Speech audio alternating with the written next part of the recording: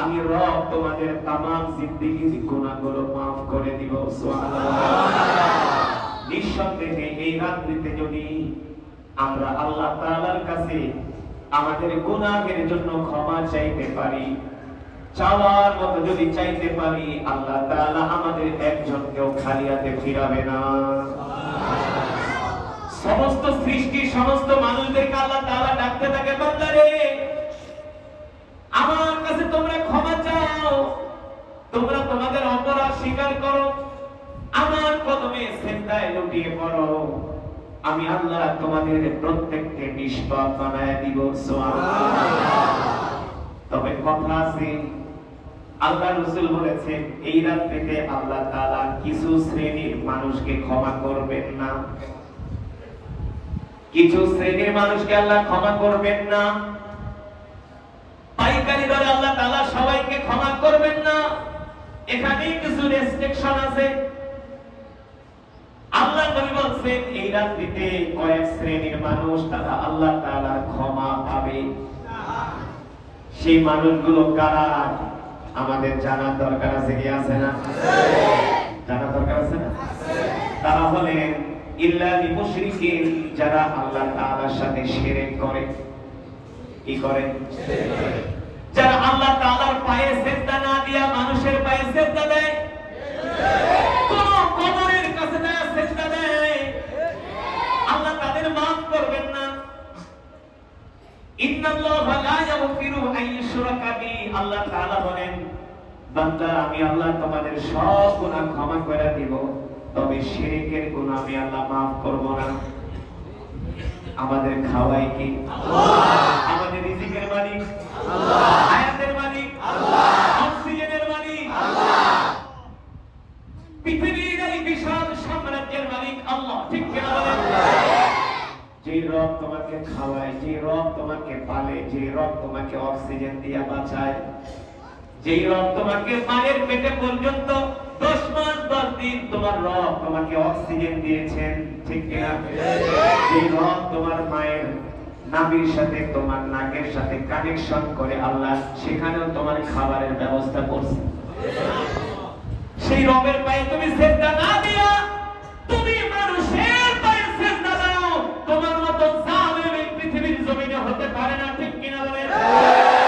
আল্লাহ তাআলা বলে ওই সমস্ত মুশরিকদের আমি আল্লাহ maaf করব না, যারা আমার কদমে সিজদা না দিয়া মানুষের পায়ে সিজদা দেয়, গাছের কাছে যায় সিজদা দেয়, মূর্তির কাছে সিজদা দেয়, যারা মাজারে যায় সিজদা দেয়। ঠিক কিনা বলেন? আল্লাহ ছাড়া, আল্লাহর মুর্শিদ ছাড়া, আল্লাহ তাআলার কদম ছাড়া, আল্লাহ তাআলার কুদরতি কদম ছাড়া পৃথিবীর কোন মানুষকে সিজদা দেওয়া যাবে না, সিজদা দেওয়া যাবে না। দ্বিতীয়ত আল্লাহ তাআলা, আল্লাহ রাসূল বলছেন আরেকটা শ্রেণীকে আল্লাহ ক্ষমা করবেন না, যারা হলো অহংকারী, হিংসু। হিংসুটে আছে না? হিংসা করে। কি হিংসা? পাশের বাড়ির লোক দিন শুধু পয়সার মালিক হইতেছে, না তার বাড়ি 5 তলা হয়ে গেছে, আমি টিন শেডে থাকি, হিংসা করে। সে দামি গাড়িতে চলে, আমি তো অটোতে চলি, আছে না?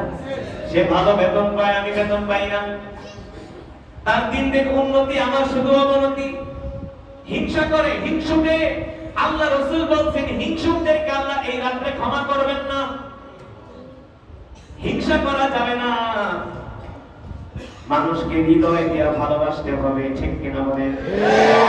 তুমি যদি তোমার কোন মুসলমান ভাইয়ের, তুমি যদি তার কোন বড় কোন ভালো কোন কাজ দেখো, তাহলে তুমি তাকে আরো মাশাআল্লাহ বলে উৎসাহিত করবে, হিংসা করবে না। কোন মুমিন কোন মুমিনের সাথে কোনদিন হিংসা করতে পারে না, হিংসা করা যাবে না। আমাদের ভিতরে হিংসা খুব বেশি, আমরা শুধু একজনকে চাই তাই না নিজ দিকে নামায় ফেলতে, না একজন একটু টাকা পয়সার মালিক হইতেছে, কিভাবে ওর ক্ষতি করব, কিভাবে তাকে মামলা দিব, মিথ্যা মামলায় ঢোকাবো, এই ধান্দায় থাকি আমরা। আল্লাহ রাসূল বলেন না না, হিংসুকদেরকে আল্লাহ তাআলা এই রাতে ক্ষমা করবেন না। আরেকটা শ্রেণী আছে আল্লাহ তাআলা এই রাতে তাদেরকে ক্ষমা করবেন না, যারা মা বাবার সাথে বেয়াদবি করে। এই যুবক মুসলমান, আমি বলবো তুমি যদি তোমার মায়ের সাথে বাবার সাথে বেয়াদবি করে থাকো, তাদের মনে কষ্ট দিয়া থাকো, তোমার আজকে মসজিদে আসার কোনো দরকার নাই। তুমি আগে মসজিদ থেকে বের হইয়া তোমার মা বাবার পায়ে ধরে তাদের থেকে ক্ষমা চাও। এটাই তোমার সবচেয়ে বড় ইবাদত। এটাই তোমার সবচেয়ে বড় ইবাদত। তোমার মা তোমার বাবা যদি তোমার উপরে রাগ করে, তাহলে আসমানের মালিকও তোমাকে ক্ষমা করবে না, ঠিক কিনা বলেন? সুতরাং মা বাবাকে কষ্ট দেওয়া যাবে না। যদি কেউ কষ্ট দিয়া থাকো, আমি বলবো যুবক এখন এই মসজিদ থেকে বের হয়ে যাও। তুমি সারা রাত্র যদি এই মসজিদে সেজদা দিয়া পড়ে থাকো, কোনো লাভ নাই। আল্লাহ তোমাকে ক্ষমা করবে না যতক্ষণ পর্যন্ত তুমি তোমার মায়ের থেকে ক্ষমা না চাইবা, বাবার থেকে ক্ষমা না চাইবা, ততক্ষণ পর্যন্ত আরশের মালিকও তোমাকে ক্ষমা করবে না, ঠিক কিনা বলে? আরেকটা শ্রেণী আছে, আল্লাহ তাদেরকে এই রাতে ক্ষমা করবেন না, যারা হলো মদ খায়, মদ পান খায়, আছে না? মদ খায়, মদ নেশা করে, মদ পান করে, ওই মদখোরদেরকে আল্লাহ এই রাতে ক্ষমা করবেন না। আগে মদ ছাড়ো, তারপরে আল্লাহ তোমাকে ক্ষমা করবে, এর আগে ক্ষমা করবে না। আশেপাশের মাইকের আওয়াজ যতটুকু যাচ্ছে, অনেক মদখোর আছো, সারা বছর নামাজ পড়ো না, একেবারে সবে বরাতে টুপি লাগে মসজিদে সবার প্রথম কাতারে, সারা রাত খবর নাই, সারা বছর নামাজ পড়ে না, কই যেতেছো? আরে আমি আজকে সবরে না, আজকে এমন ইবাদত করো একেবারে আল্লাহ থেকে মাপ চাই, মানে আল্লাহকে জোর করে মাপ নেওয়াইব। আমি প্রতি সময় বেড়াতে পুরন টাকা যাই, অনেক লোক একটা হুজুর আজকে তো সুপ্রাই, তো পুরো বছর যে আকাম সাকাম করছি, আজকে হুজুর আল্লাহ মাপ চাইলে তো আল্লাহ মাফ করে দিব, তোর লেখা পড়ে দিচ্ছে মাফ করে।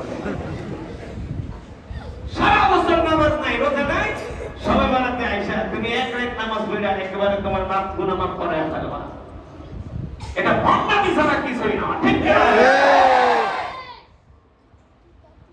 হ্যাঁ, সবে বেড়াতে স্পেসিফিক কোনো আমল নাই যে তোমাকে এত রাকাত নামাজ পড়তে হবে। কিছু মানুষ আছে সবে বেড়াতে কয় 100 বার সূরা ইখলাস দিয়ে 1 রাকাত, 200 বার সূরা ইখলাস দিয়ে 2 রাকাত, আছে না? আবার মকসুদুল মুমিন নিয়ে বসে গেছে, মকসুদুল মুমিন ওটার ভিতরে লেখা আল্লাহর নবী নাকি 300 আইটেমের নামাজ পড়তেন। চিন্তা করছেন কত বড় গোমরাহি? এগুলো কোরআন হাদিসে নাই। তবে এই রাত লাইলাতুল রাহমা, লাইলাতুল বারাকা, লাইলাতুল সাক, এই রাত রহমতের রাত, বরকতের রাত, গুনাহ মাফের রাত, কোনো সন্দেহ নাই, কোনো সন্দেহ। আরেক শ্রেণীর লোককে আল্লাহ ক্ষমা করে না, যারা হলো অহংকারী। কি অহংকারী? আল্লাহ রাসূল বলেন আল কিবরিয়া উরিদাই, আল্লাহ রাসূল বলেন অহংকার হলো আল্লাহর চাদর। কেউ যদি অহংকার করে, সে আল্লাহ তাআলার চাদর নিয়ে টানাটানি করবে। আর কার এত বড় সাহস যে আল্লাহ তাআলার চাদর নিয়ে টানাটানি করে? অহংকারী কারা? দেখবেন এলাকায় কিছু লোক আছে টাকনুর নিচে লুঙ্গি পরে, আছে না? পুরা নদীপাড়া থেকে শেখের জায়গা পর্যন্ত ঝাড়ু দেয়, বাম হাতে একটা সিগারেট লয়, আর লুঙ্গি ছেঁচড়াইতে